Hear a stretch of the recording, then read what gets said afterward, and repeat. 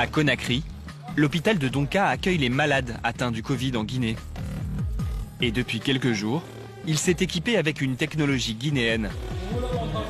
Désormais, pour diagnostiquer ses patients, le professeur Sow utilise cette tablette conçue dans le pays.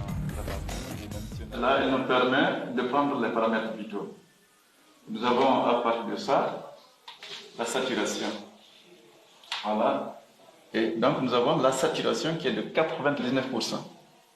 Donc ça veut dire que l'oxygène est bien distribué dans tout l'organisme.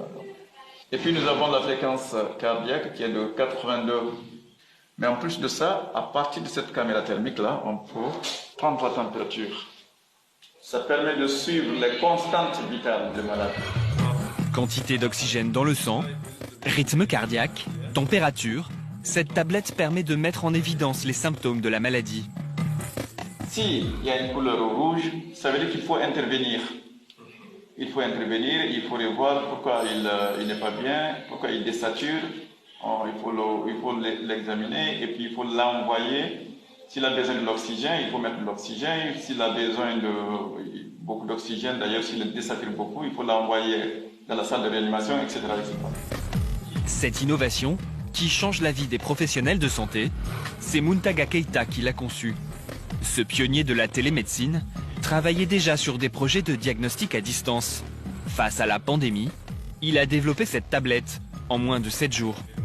Lorsqu'il y aura, je l'espère bien, une centaine de tablettes autour de l'hôpital ou dans la capitale, et bien que toutes ces informations-là soient unifiées et qu'un même patient qui puisse être suivi sur toutes les tablettes en même temps. N'importe quelle tablette, en mettant le nom, peut reconnaître le patient et intégrer ces données.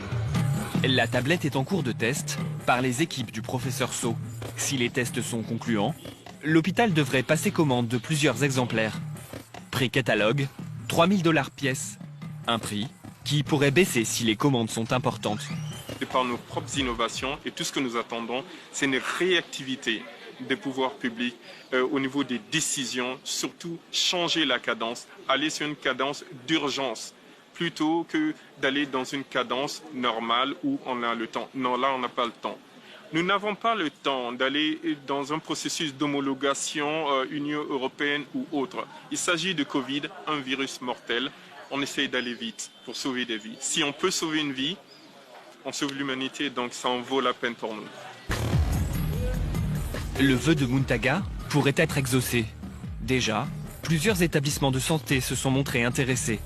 Bientôt, la tablette guinéenne pourrait être exportée en Côte d'Ivoire, au Burkina ou encore au Ghana, mais aussi en Europe.